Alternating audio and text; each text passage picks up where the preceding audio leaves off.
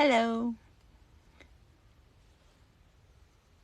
If you're there, can you do me a favor and type that number into the question box so I can pin it? Because I don't really think that I can pin unless, like, it's in my question box. So if you could please just, make that so that other people will be able to see that code later, that'd be great. So we'll start the game in just a couple of moments. So I just wanted to say, hey, welcome. I'm in a dark closet by myself because this is the only way that I can get it not to have a funky reflection. So, hi, welcome. Welcome, welcome, welcome.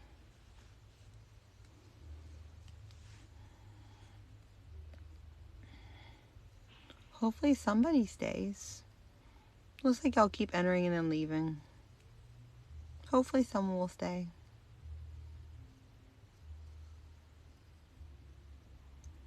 I need to be able to have this code for later.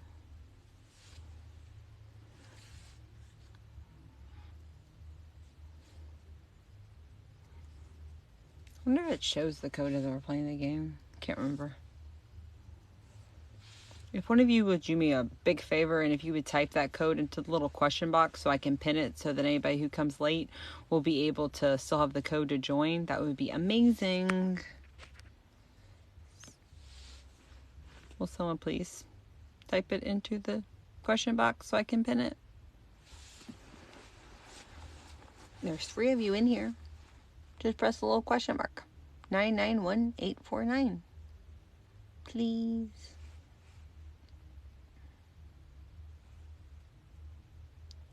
Yeah, I can read it out.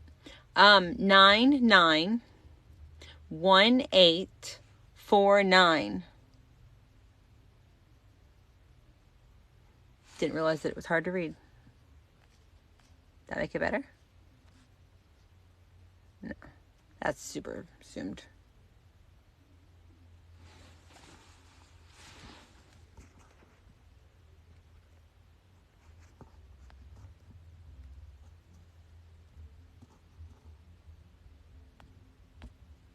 There we go. And so now it'll be on the screen for whoever comes in later.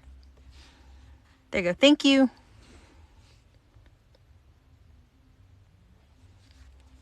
Okay, so it's currently 4 o'clock. And I said that I would get started with the session at 4, but I want to give just a moment for anybody who's planning on joining us to get into the game. As of right now, there's no one in the game. Are y'all not going to join the game?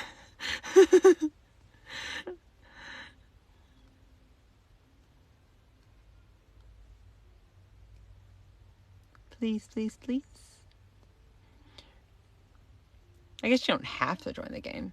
The way that Quizizz works is the question will show up on your side.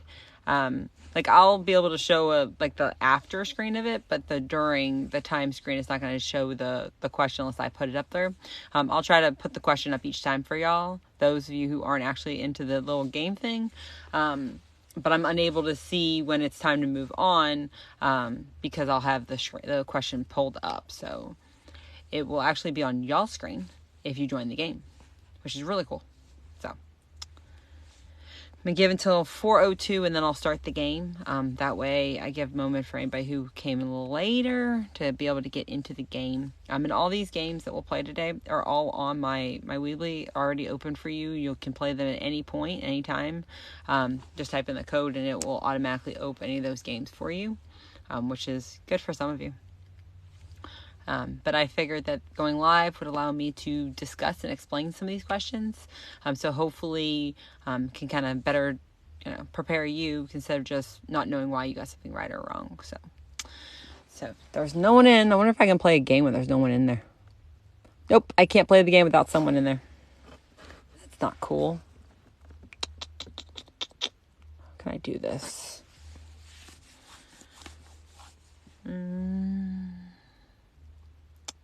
I can't press the start game unless somebody actually joins it, which I didn't realize that. How can we do this without y'all joining? Because clearly you don't want to join the game. No one's going to join the game. I can't press the start button unless somebody joins the game. Please? Pretty please? Join the game?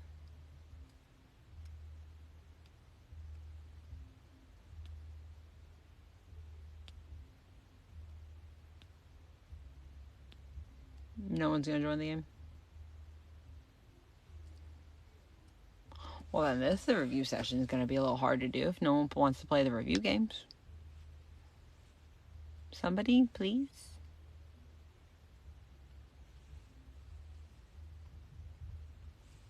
Yay, I got somebody. Okay, so we can now play the game because we finally have somebody in there. And the code is down here for anybody who needs to see the code to enter it. Okay, so first question, let's see. Which of the following, let me see if I can change the view so that it'll be a little smaller for those of you who can't see it. It's not going to zoom. Okay. Which following does not result from hydrogen bonding in water molecules? So the person who's playing should be able to put their answer in. And anybody else who wants to join can easily join in the game. I put the code in the bottom, so you should be able to access that code. There we go. Now we can see the screen all together. Which of the following does not result from hydrogen bonding? Have they put their answer in yet? Hey, we got some more people in the game now. Yay. Okay, so time's up. So which of the following does not result from hydrogen bonding? So when we look at this, we think that, okay, well, cohesion has to do with water molecules being attracted to other water molecules. So they're bonded together. Adhesion is water molecule being attracted or bonded, hydrogen bonded to another, like a polar substance. And then surface tension is due to cohesion. So that's also due to hydrogen bonding. Dissolving fats is not part of it because the fact that fats are non-polar and water's polar, so you're not going to be able to see hydrogen bonding taking place there. So nice job, y'all. So next question, 3, 2, 1. So here you see the question. So why is water considered polar? And the game code is at the bottom. So if you're joining us a little later, you can easily join with the game code so that we'll all be together for this. Yay!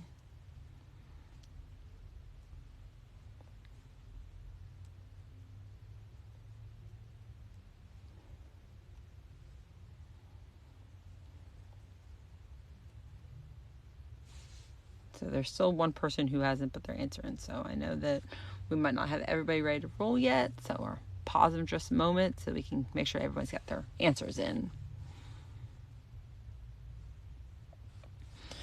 Okay, so why is water considered polar? Okay, so when we think about this, water itself has polar covalent bonds. So between the hydrogen and the oxygen is a polar covalent bond. Polar meaning that it's unequal, and then covalent means that they're sharing the electrons. So polar covalent means that they're unequally sharing those electrons. So your oxygen is going to be partially negative while your hydrogen is partially positive. And so that difference in charges allow the water molecule to be polar. So nice job, y'all. Next question. If you're joining us late, the code should be at the bottom of the screen, so you should be able to join in to the game. Ooh, we got one more person joining us. Yay. So which macromolecules have nitrogen? So you got to think about which ones have nitrogen in them. Is it carbohydrates? Is it proteins, nucleic acids, or is it both nucleic acids and proteins?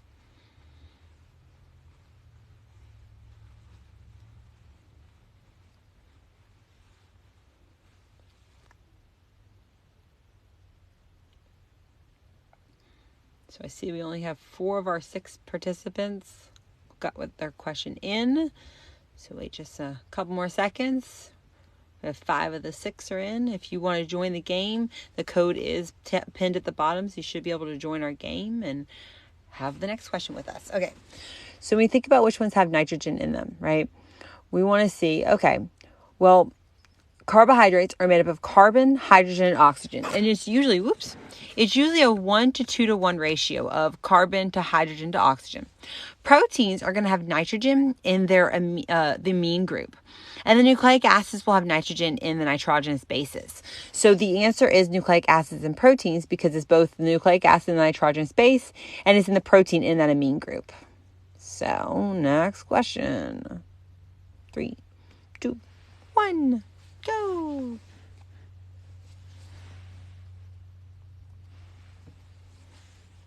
So which macromolecules have phosphorus? And if you're not logged into the game and you want to answer in the chat, you're perfectly fine to answer in the chat which answer you think it is. You could kind of think about here's A, B, C, and D, because I am going to try to keep putting the question up for y'all so you can see the question even if you're not playing on your own devices.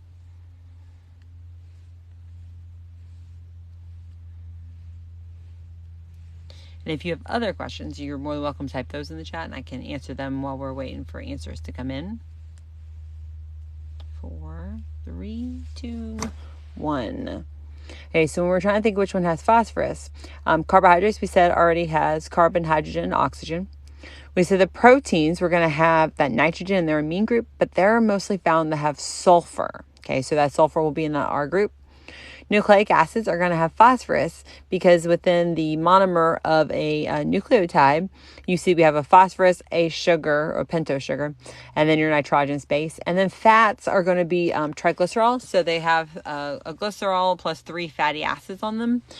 So the only one that actually has phosphorus in it would be your nucleic acids. So nucleic acids. Next question. And if you're joining us late, we do have the code at the bottom of the screen, so you should be able to join in. As well as you can also just type your answers into the chat. So which macromolecules have sulfur? And if you're just listening to me, you probably all know this answer. So I see we have 5 of 7 already got their answer in.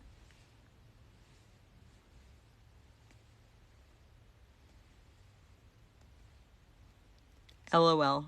I don't know why you're laughing, but okay.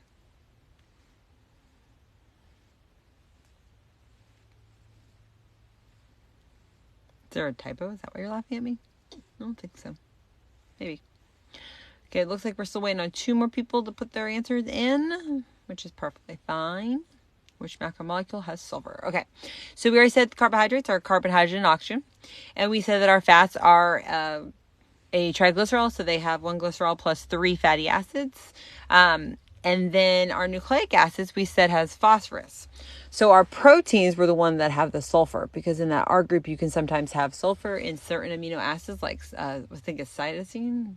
No, sorry, cysteine. Cysteine has sulfur. A couple other ones might have sulfur in them. Oh, yeah, that's funny why I just said the answer. Okay. So there was a big experiment, Hershey and Chase experiment, in which they were trying to determine whether it was proteins or if it was nucleic acids that were the transforming material. And so it was due to them knowing that sulfur was in protein and phosphorus was in nucleic acids was the big thing that helped them to discover that it was nucleic acids that were in as the transforming agent, or that is our genetic material. And there has been questions shown up on the AP exam where they will kind of describe the experiment to you, and you have to be able to tell them one way or the other. So that's a good example of that. So let's see what our question is. Describe the forming of a bond between monomers with the removal of a water molecule. So which of these two is removing of a water molecule? Unit 6 isn't too bad. The transcription and translation gets a little complex at times, but overall it's not too bad. I always teach replication and transcription in separate units just because I find that those two processes are very similar to each other, so students oftentimes get them confused.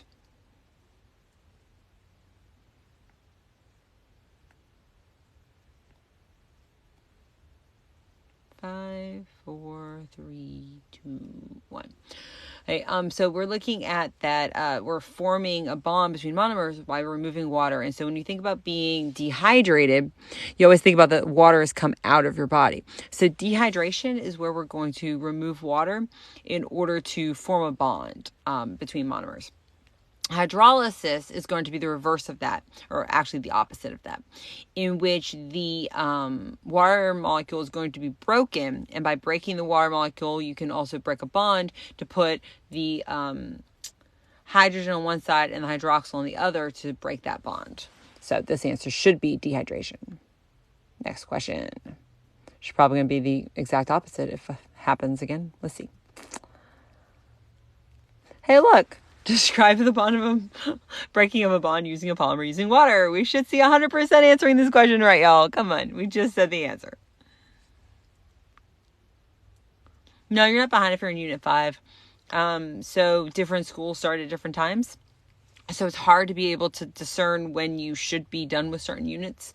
I would say that if you're in 4 or 5 at this point, you're on a good trajectory to be able to finish by the end of the year and before the AP exam. So I would be perfectly fine being in Unit 5.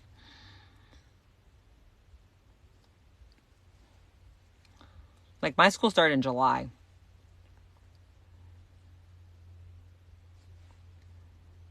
Okay, so we just mentioned this, that hydro, water, lysis, break. So we're going to break apart water, and by breaking apart the water, you can break that bond. So the answer should be hydrolysis. Nice job, y'all. If we have any people that join late, again, the code should be at the bottom for you to be able to join in the game. It's at the bottom of my screen, pinned for whoever needs it. Which following is not in the monomer of a nucleic acid?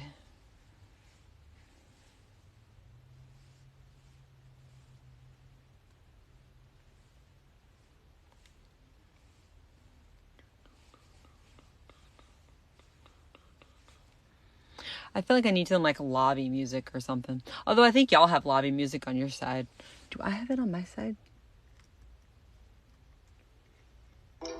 Oh, I do have lobby music. Oh, that's cool. There we go. We got some lobby music. Kind of a ticking bomb, though. That's a weird noise. I'm not a fan of this one. Oh, it gets busier as it gets down. Oh, that's not fun. Okay. So the monomer of nucleic acid is a nitrogen. Is a nucleotide. So nucleotides are made up of phosphates, nitrogenous bases, and a pentose sugar. Those nitrogenous bases differ between DNA and RNA, in which thymine is going to be found in DNA, and uracil will be found in RNA. And the pentose sugar will differ, in which deoxyribose will be in DNA and ribose will be in RNA. So the amino acid is not part of the nucleic acid. The amino acid is actually the monomer that we see in a protein.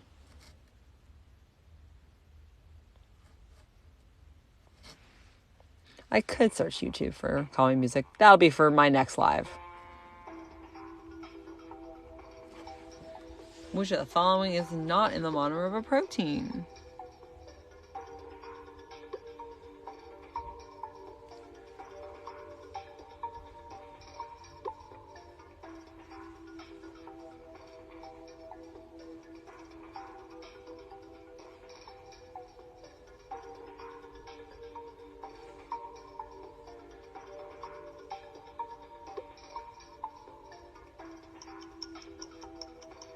Oh, so 15 seconds when the beat starts kind of picking up, trying to get y'all to answer the question. Interesting. Oh, that's anxiety. Okay, so the monomer for a protein is an amino acid. So when we think about what makes up an amino acid, we have the amine group or the amino group. That's the NH2. We have our carboxyl group, the COOH. We have a hydrogen, and then we have an R group. Remember that the amine group is what gives it its basic properties. Carboxyl group is what gives it its acidic properties. The R group is a variable group in which it's going to kind of be what changes in those 20 different amino acids. That's what's different. And then we just mentioned the nitrogenous base, which is found in a nucleotide. So this is not in the monomer of a protein. Yay.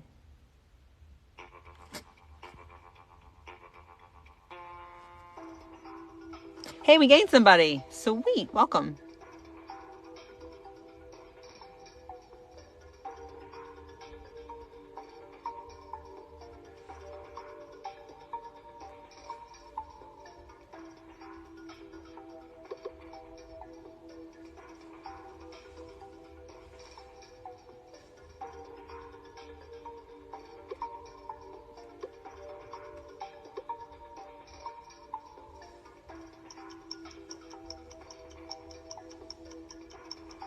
I think those extra 2 people aren't actually playing the game anymore. But still, just in case anyone at home needs the time, I want to make sure that we, let you finish. So, When we think about phospholipids, we know that they orient themselves into a bilayer, meaning that there's two layers of your phospholipids. Your phospholipid is made up of a phosphate, which is going to be polar, and it will aim itself toward the exterior and the interior of the cell, or extracellular and intracellular sides. With the fatty acid tails are going to be aimed toward the interior of the membrane. And so you'll see the two kind of fatty acid tails will face inward. Then you'll have your phosphate groups on the outside, kind of making a bilayer. So we should see it's this one, phospholipids orient in bilayer. With I think it was the heads facing the exterior. Yeah, heads of the exterior. Next question.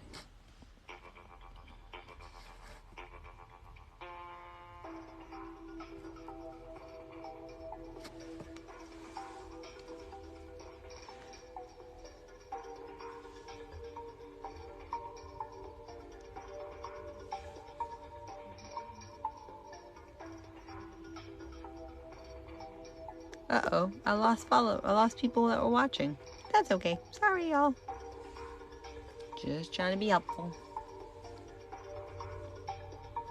And if y'all have any feedback, let me know like how we can change this for the next one, because I'm planning on doing these lives for each of the units. As we get closer to the exam, it's going to alternate between a live session on Sundays with Marco Learning or a live session on TikTok doing one of these games or a couple of games. So if you have any feedback to how we can make this better in the future, please let me know so I can make those changes. So DNA and RNA synthesis is directionally oriented, in which our new nucleotides are going to be added to the open 3' end. We know that it's going to be moving 5' to 3'. So we know that it has to be one of the 3'. And we have to remember that phosphate is at the 5' end and hydroxyl is at your 3' end. So new nucleotides are going to be added to the 3' hydroxyl group. Ooh, we only got one person to get that right. Oh, you got confused. 3 to 5. I don't know why I put 5 to 3. So a lot of times we kind of forget the directionality of DNA. And it's hard because it's anti-parallel, and so it reads it 3 to 5 and it makes it 5 to 3. And so since this was talking about the synthesis of it, it is supposed to be 5 to 3. And so we have to remember that we're adding it to that 3' end that has a hydroxyl group, which is fine. You know, it's okay if we get things wrong. Identify the pairing and number of bonds in DNA double helix.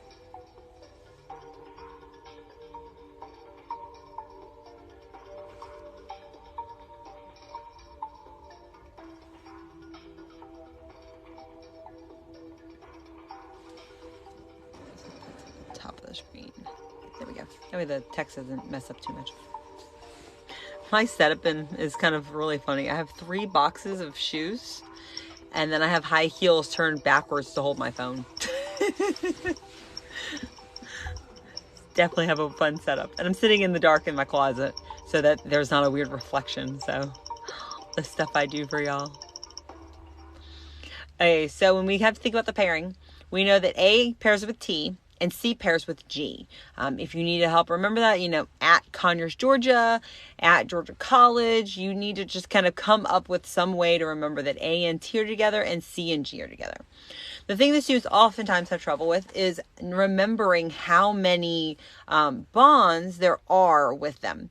So if you remember that, C is the 3rd letter of the alphabet, you can remember that C and G have 3 bonds.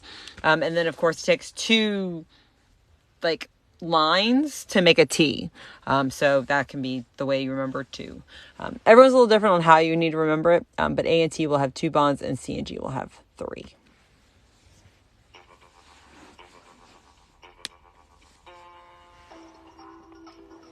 What component of a polypeptide is the next amino acid added, forming the peptide bond?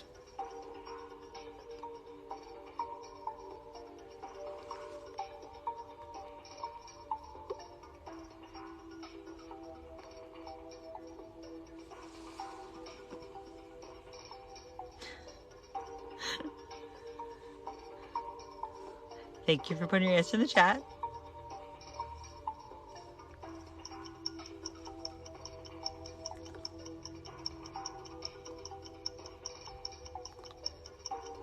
Okay, so, oh, it's not done yet. It's still thinking about its time. 3, 2, 1. Okay, so we have to remember there's a directionality in, the polypeptide as well, okay, in which you have an N terminus, which is where your amine group is, and you have a C terminus. So in terms of the directionality, it goes N terminus to C terminus. So the answer should be that carboxyl group, that it's added to that carboxyl group because that's the next one. The word at has 1 syllable, saying GC is 2 syllables, so you just add 1. That's a cool way to remember it. Which protein involves R group bonding to form the final 3-dimensional structure?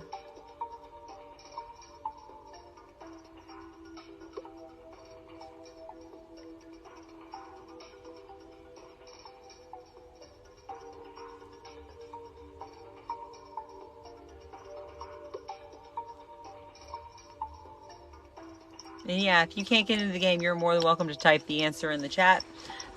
You can even make it, A, B, C, and D, because if we can remember the same directionality, you don't have to actually do the same ones every time.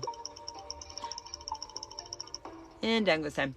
Okay, so our group is going to be found in our tertiary structure, because of the fact that that's basically what's happening. So primary is going to be bonding between the amino acids. Secondary is going to be your alpha helix and beta pleat, looking at hydrogen bonds. Tertiary involves that R group, so the extraneous kind of variable grouping. Quaternary also involves your R groups, but it's said forming the final 3-dimensional structure, in which it's talking about one protein. Although I can't see the argument that it could be quaternary. If you picked that, then I do see the argument on that, but I was going more for tertiary for that one. Yay. So let's see. Let's make this full. Which protein structure involves the peptide bonds between amino acids? And I just said this answer. So we should be 100% on this one, right, y'all? Hopefully. That's okay.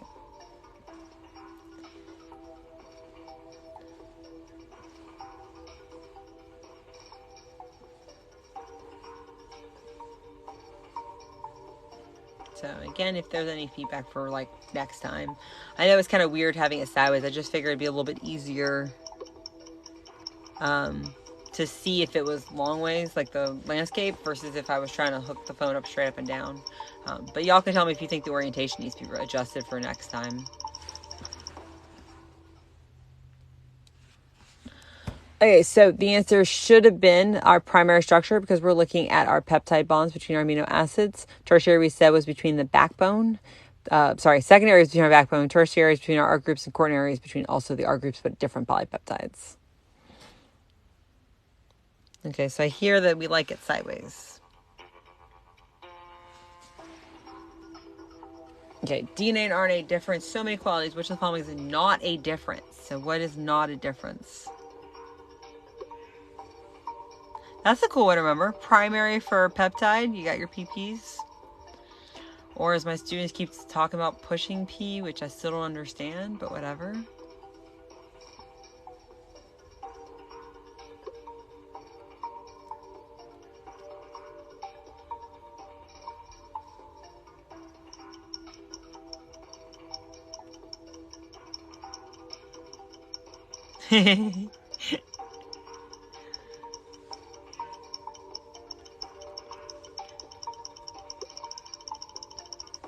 Okay, so there is a difference in terms of those sugars. DNA has the sugar deoxyribose. RNA has the sugar of ribose.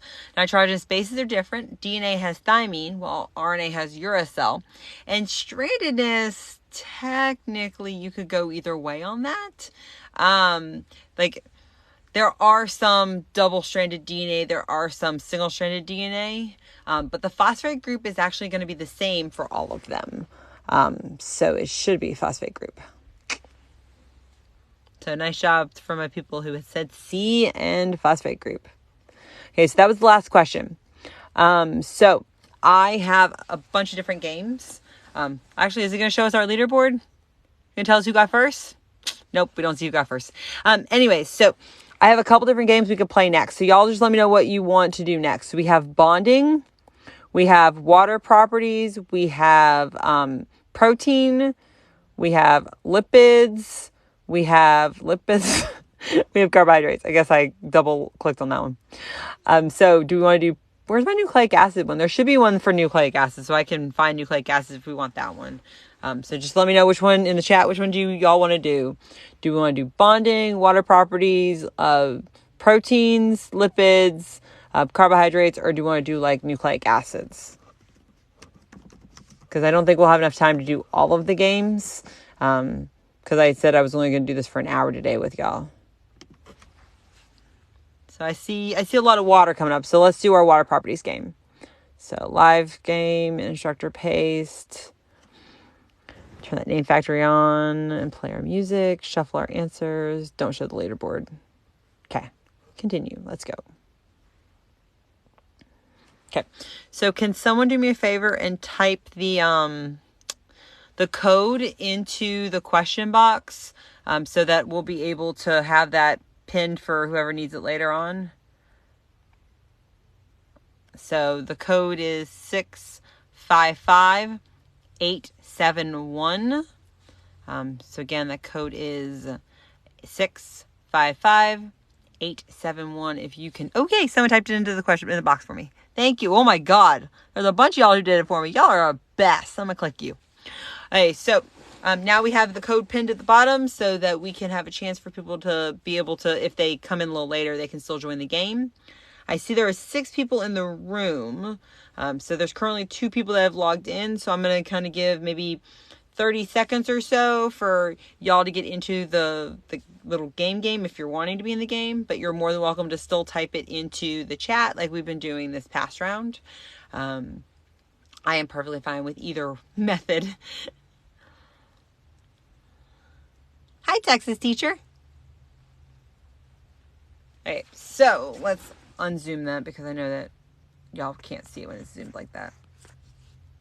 This whole balancing on my shoes is just an interesting dynamic. Okay, so let's press the start, and I should be able to make this full screen. Where's the full screen button?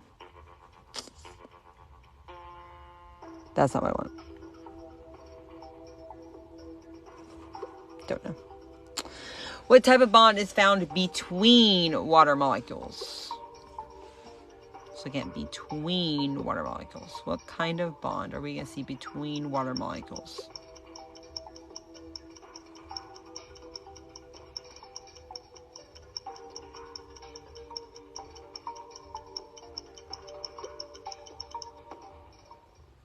Okay, so, wow, we have 5 people who answered, but only 4 are in the room. What type of bond is found between water molecules? So that's going to be our hydrogen bonds, because of the fact that water is polar, has polar covalent bonds in it. And so the hydrogen is partially positive and the oxygen is partially negative. So they become attracted to one another. And so because they're attracted to each other, that is that hydrogen bond that we see between a hydrogen bonding to an electronegative atom attracted to another electronegative atom. So nice job, y'all. Hey, we got everybody got that one.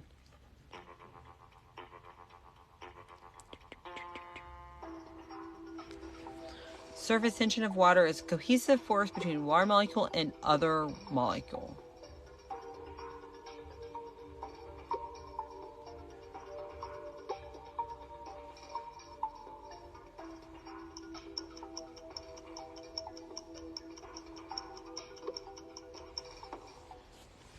So of course we see that one is, where's my answer?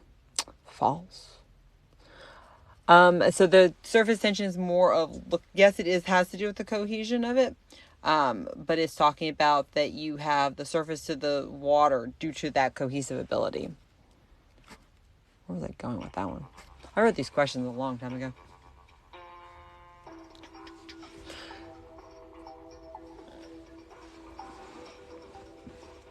So what phenomena is due to the cohesive force between water molecules and the adhesive force between water molecules and other molecules, enabling a phenomena?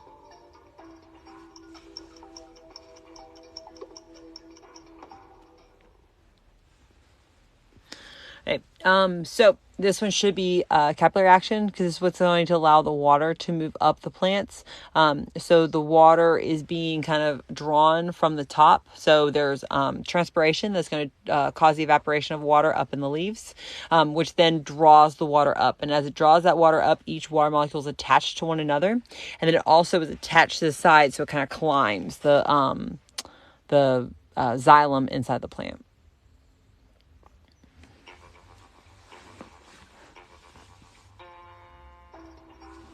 Which end of water molecule has a slightly positive charge? Hey! One of my actual students is here. So which end of water molecule has a slightly positive charge? So we said that the... Let's have one more person who has answered. Okay, so the hydrogen end is going to be partially positive. The reason why is because oxygen is more electronegative, so it draws that electron a little bit more strongly, and so it doesn't have full control of the electron. So we call that a partial positive because it doesn't really have that much control of the electron, but it still does have a little bit because of the covalent bonds.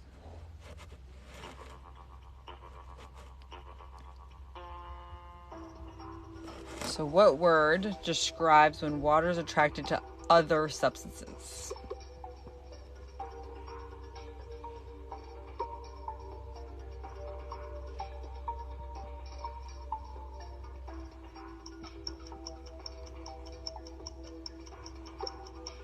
Okay, so water being attracted to other substances is adhesion.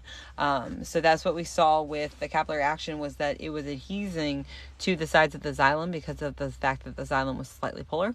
You see the same thing happening when you use a graduated cylinder. That's why we have the meniscus, or that like U shape in the middle of your graduated cylinder, because it's kind of climbing the sides of the graduated cylinder, because glass is polar because of silicon dioxide. Nice job, everybody.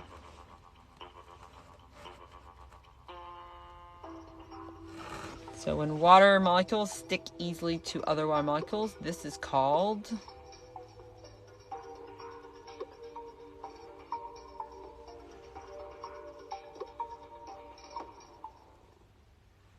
cohesion. So cohesion has to do with water molecules attracting to other water molecules. Nice job, y'all.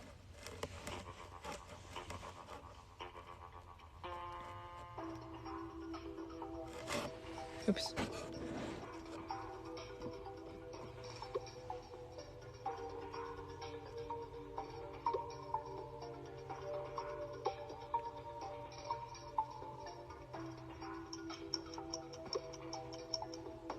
Okay, so this one has to do with our surface tension. So because of the cohesiveness between those two water molecules, it creates that barrier between the kind of the air and the water.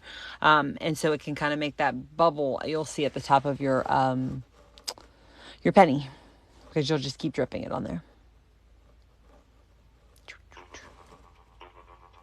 You did a lab about it. That's pretty cool. I think my students also had to do that. They did the drops on the penny, and they were competing to see who could get the most. I may have given candy or like a sticker to the group that had the most. The fact that ice floats on water is due to the fact that water's solid is blank than its liquid form. I discovered I didn't write this one, because there's no way that, I think, none of my games have these pictures in there. So I must not have written this one. I must have somehow like assembled it using other people's stuff. In fact, ice floats has to do with the fact that a solid water is less dense because of the fact that the hydrogen bonds are going to resist the water from compacting, which is what usually happens when things become a solid, or go from liquid to solid, is that they get compacted. So it'll be less dense in the solid form than in the liquid form, because it has all that like space. Doesn't have air, but it has like space in there.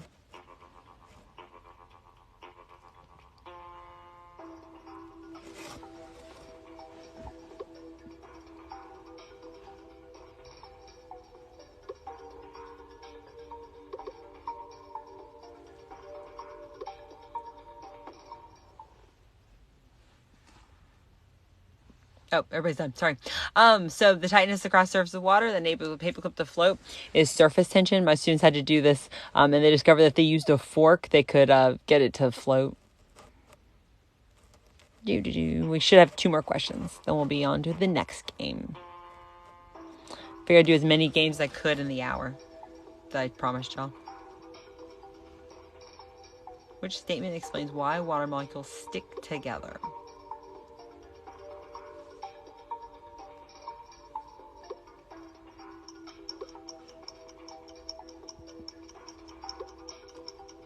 So one side is going to be partially positive and one side is going to be partially negative. The partial positive side is your hydrogen.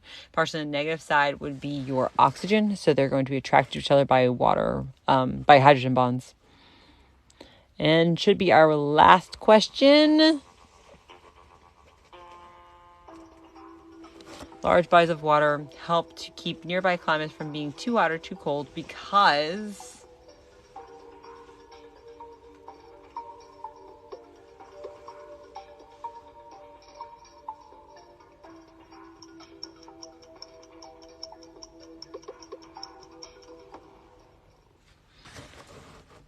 So in the case of this one, we're seeing that it's going to absorb it during the summer. And then it's going to release that heat during the winter time. The same idea happens like at night versus during the day, which is why you feel that warm breeze at night is because all day long it has absorbed that heat by the water. And then it's releasing it at night when it's a lot cooler. So that should be the end of that game. Yay. Okay. So we want bonding, we want proteins, we want lipids, we want carbohydrates, or do we want nucleic acids? It truthfully does not matter to me which game we play next. Can't. I'm sorry, did I say something wrong? So bonding, proteins, lipids, carbohydrates, or nucleic acids, y'all. Which one do you want to do next? Is this helpful for y'all to do this game, by the way? Okay, so I have a vote for nucleic acid. Anybody gonna disagree with that, or can we go to nucleic acids? Okay, so nucleic acids. I see 2 for protein. So let's do protein, then we'll do nucleic acids after protein. So protein. Okay. So answer. Don't show leaderboard. Give you guys a scrambled name. Play music. Let's go.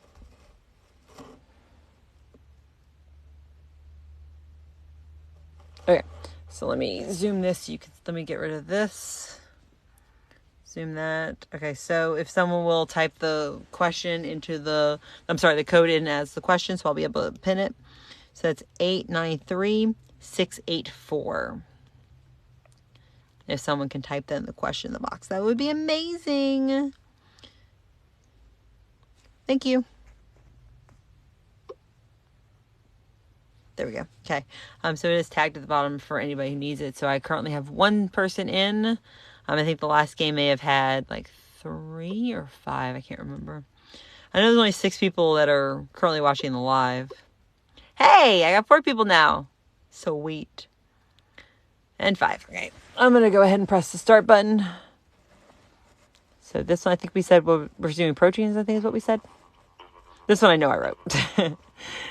Okay, so which of the following elements are found in proteins? So I think that this would be a multiple select answer. Oh, I didn't zoom it back out. I'm sorry, y'all. Here we go. So mark whichever ones are going to be found in proteins.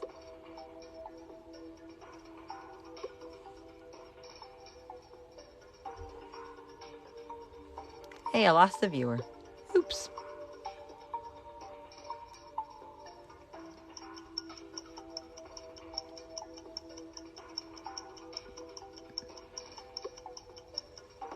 Okay, so we have carbon and hydrogen, which we'll have in almost every single one of the macromolecules. We have oxygen, because that's also in all of our macromolecules. We have nitrogen in our proteins, found in the amino group or the amine group. And then we'll have sulfur. Sulfur will be found sometimes in that R group. We will not find phosphorus because phosphorus is going to be found in our nucleic acids. So the answer should have been carbon, hydrogen, oxygen, nitrogen, and sulfur.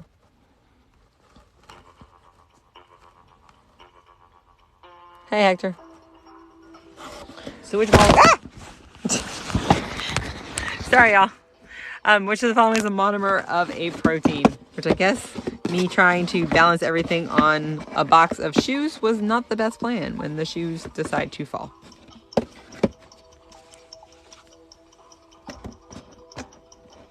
Try to get this thing set back up in the dark in my closet. Whoa. Okay. I think we're set back up, right? I hope. I think that's as zoomed as I could probably make it. Okay. Which following is a monomer of a protein. So we already looked at this in our last, the first game, where we're going to see the amino, which the following is the monomer. So the amino acid is the monomer of protein. Monosaccharides is the monomer that we see in carbohydrates. Nucleotide is the monomer for for nucleic acids. And steroids is an example of a lipid. Sorry, I got kind of frazzled by the fact that my game fell. I'm sorry, my little shoe tower fell. Sorry, y'all. Okay, so which following functional groups is found in all amino acids? So what would you find in all of your amino acids?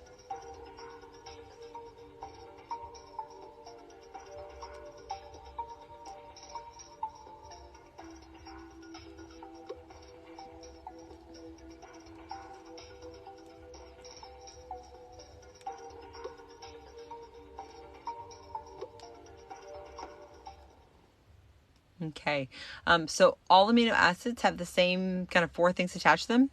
They have a hydrogen, they have an amine group or an amino group, and they have a carboxyl group, and then they have an R group.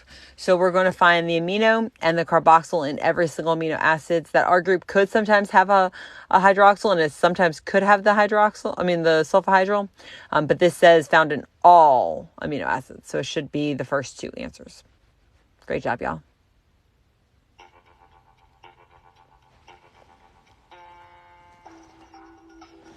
Which of the following describes the dehydration reaction of two amino acids?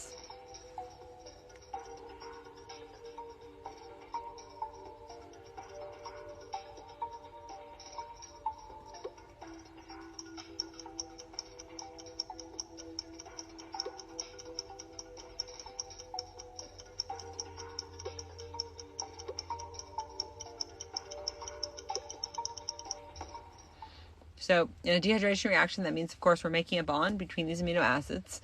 And so we need to figure out, well, how does it bond? Well, we know that the R group bonding has to do with the tertiary structure, and the question is asking about primary structure. So we can automatically cut this one out, okay? So then we know that there is an N terminus and a C terminus. So we know that we're always going to have a carboxyl group binding with an amine group. So the correct answer should be this one right here that talks about the carboxyl group of the first amino acid binds with the amine group of the second amino acid. Nice job, y'all.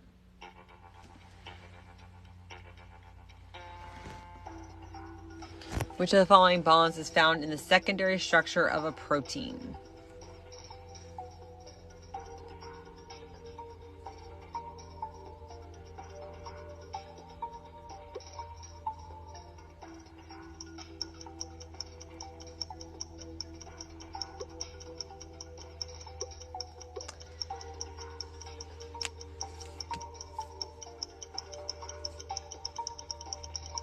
Okay, so our secondary structure has to do with those hydrogen bonds. We have hydrogen bonds taking place in the backbone, and that's what forms that alpha helix and the beta pleated sheets. So, hydrogen.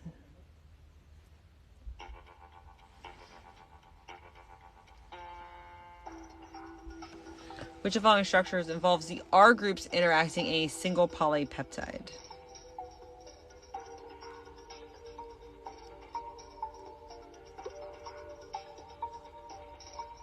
I'm going to assume that the lag in time is that y'all have a lag between my phone, right?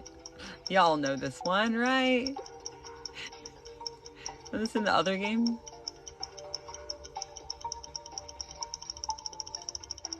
So that R group would be talking about in a tertiary structure, because it talks about a single polypeptide.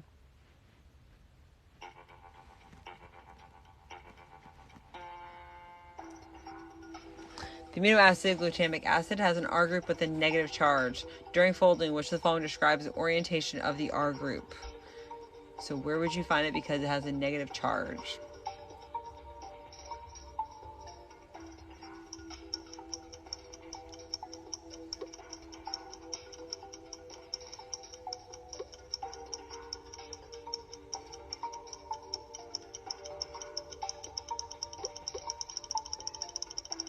Okay, so having that negative charge causes it to be hydrophilic because charged molecules are hydrophilic or polar. And so we know that if it's polar and hydrophilic, then it's going to face the exterior of the protein. So it should be exterior protein due to negative charge providing hydrophilic properties.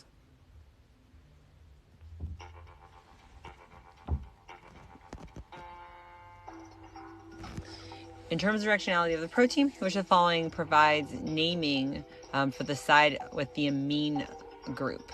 So which side has that amino or that amine group on it?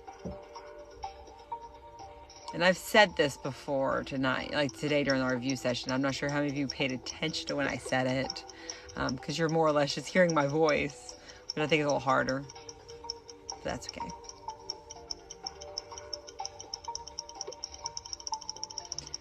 Okay, so there's two of these, like the A and C I made up. C terminus has to do with the carboxyl group. That's why there's a C there.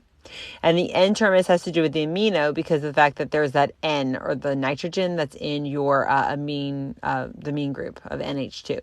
So it should be the N terminus because we're talking about the amine group. 2 more questions. In terms of directionality, which of the following is names for the side with a carboxyl group? Let's go, 100% answering this one, y'all. See, the good thing, though, about, like, the time difference is that I think it goes straight to you because you're playing the actual game on the server, so you're not waiting for the information to come to you. Like, it should be showing up directly on your phone, which I think is kind of cool. This is definitely the way to go for virtual, like, gaming. At least I think so. Hey, so it should be that C terminus because that's where we have that carboxyl group because we just mentioned the N terminus was the amine group. And this should be our last question, and we'll jump over and do our nucleic acids for the person who voted for that one. Which following identifies the number of water molecules needed to remove the amino acids from the polypeptide with 20 amino acids? So how many water molecules do you need to remove those amino acids?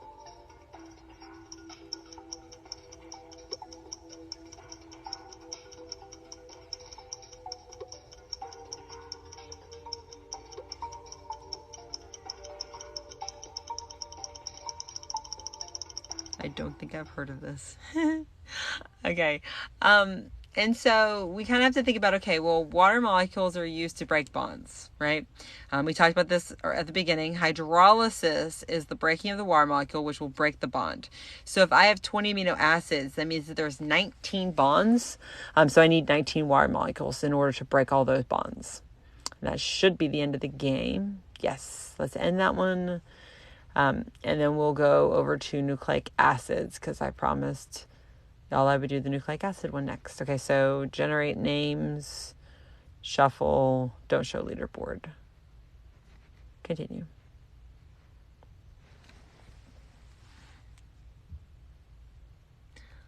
I'm sorry, AP Bio makes you cry. Okay, so let's see if I can... Ah! My tower shoes are falling again.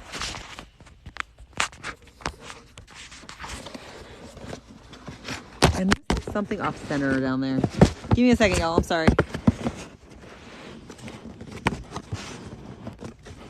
Okay, try this again.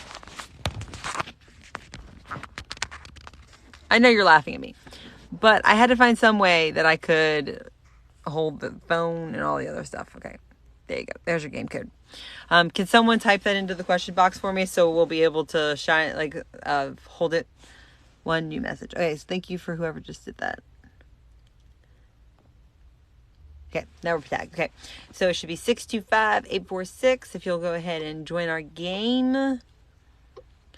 This will probably be our last game because it's about 8 minutes until 5 o'clock, and I told y'all I would do this for an hour. So we'll finish this game, and then I'll say see you later. And maybe I will see you tomorrow, because I'm going live with Marco Learning to do a Unit 1 review session, which I don't know if y'all want to go to that, but hey, just providing resources. Okay, so let's go ahead. Let me zoom out. Zoom out. Okay, I'm going to start the game. Start.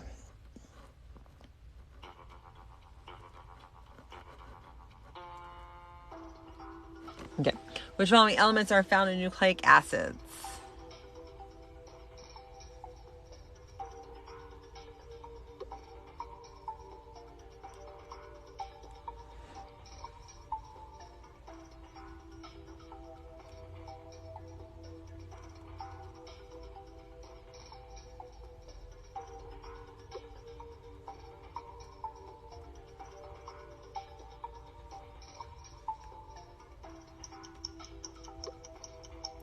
Okay, so we talked about that carbon and hydrogen and oxygen are going to be found in all of our macromolecules. So we're definitely going to have carbon, hydrogen, and oxygen.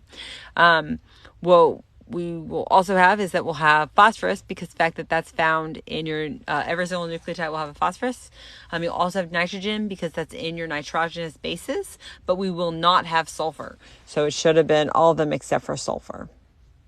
Nice job, y'all.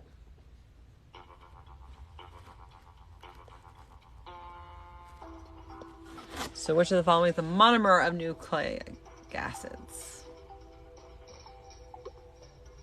Oh, I'm down to 2 people viewing. Oops.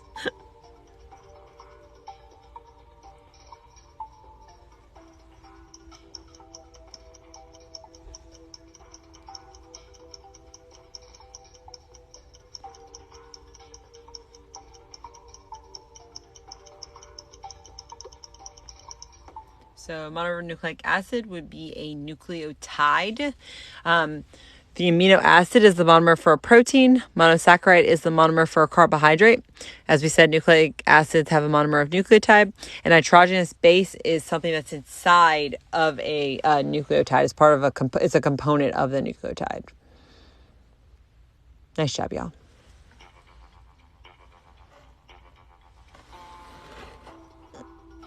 Which of the following is not one of the 3 groups comprising a nucleotide?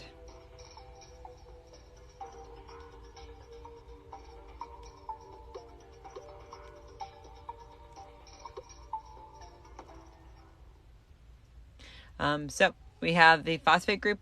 You'll also have a pentose sugar and nitrogenous base. Remember that pentose sugar can vary. It can either be deoxyribose in DNA, it can be ribose in RNA, and the nitrogenous base, there's technically 5 of them. You have adenine, thymine, cytosine, guanine, and uracil. Thymine is only found in DNA, and uracil is only found in RNA. That R group, we will find it in an amino acid, which is not part of a nucleotide. It's part of proteins. Nice job, y'all.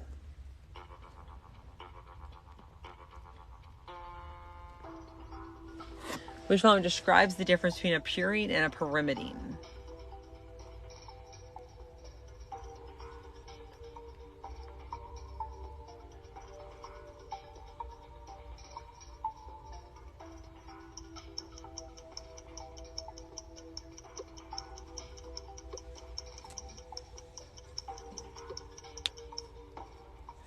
So with this, I always tell my students, big name, small structure, small name, big structure.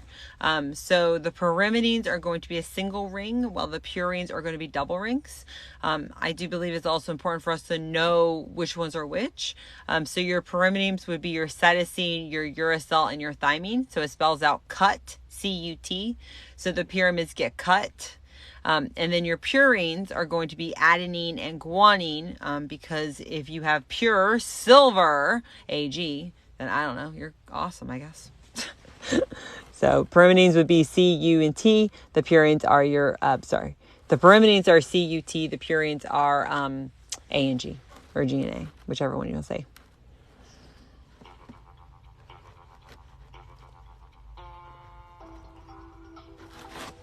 Which of the following are purines? I just said this. I need to stop explaining things as I go, because then you end up getting all the answers.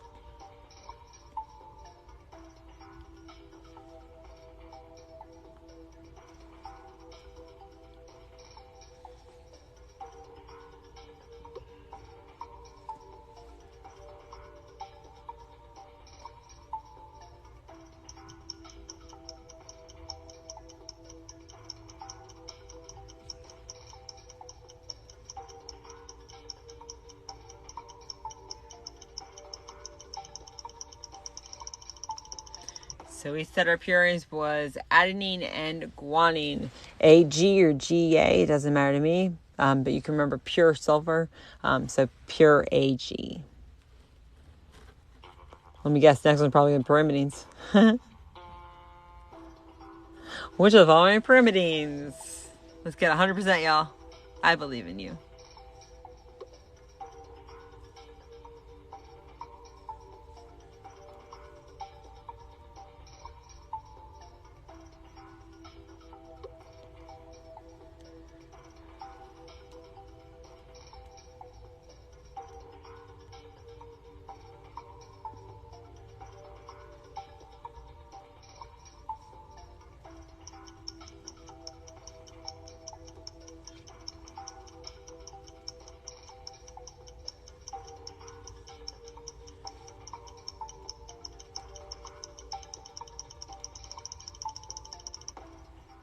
Okay, so we said that the pyrimidines, that was going to be cytosine, uracil, and thymine. So it spells out C-U-T, or cut.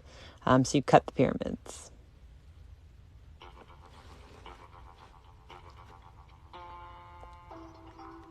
Which following describes the base pairing and bonding involved in nitrogenous bases. So we already looked at this during the CED quiz, but let's see how many of you remember the answer.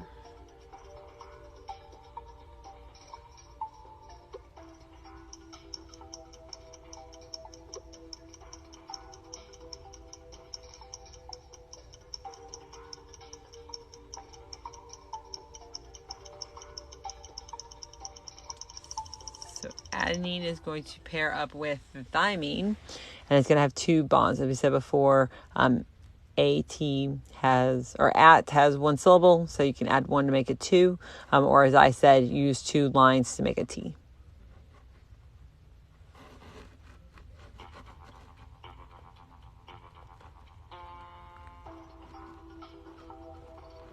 Which of the following describes a DNA strand that would be most stable at high temperatures? Uh-oh, I'm down to one viewer.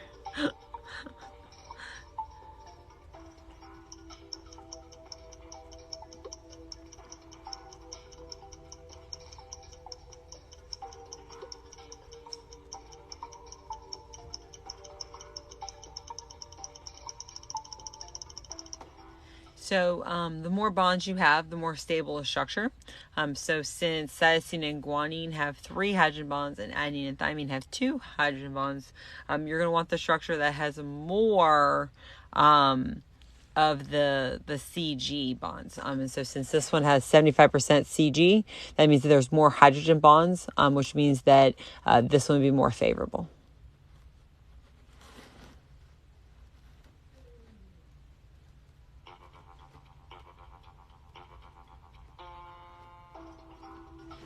If a researcher investigated an RNA strand contains 36% uracil, which following identifies the amount of cytosine.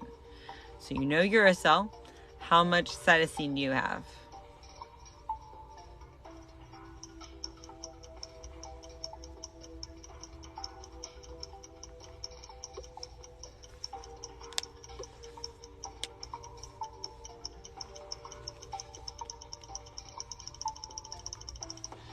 So let me see what you actually put. I want to see, because I know what the right answer is, but I want to see if you actually put, oh, none of y'all fell into my trap. Anyways, so we know that uracil pairs up with adenine.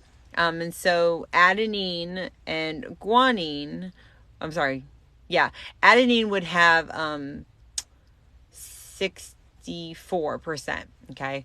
And so we know that there's what after that 64%. No, sorry. There's gonna be 36% adenine, which leaves the other percent. So you probably were thinking 28% was left over. So you probably would divide that in half to get 14%. But it can't be determined because RNA is a single strand. So we don't actually have any base pairing taking place. So this was a trick question that I put in there for you. Aren't I so nice? I know.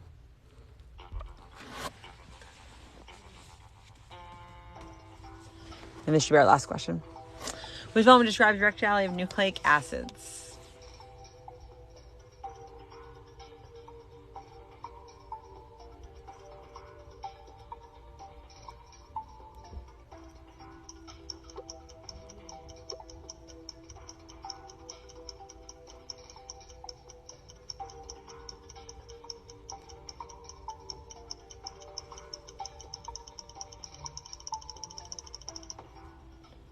Okay, so we know the directionality.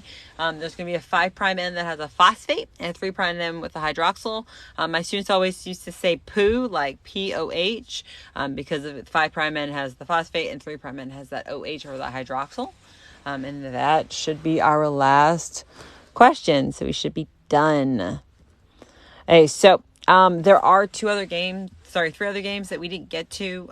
You're more than welcome if you go to my website, apbiopenguins.weebly.com. All of these games are open and they are able for you to be able to type into them. I mean, not type it, but click your answers.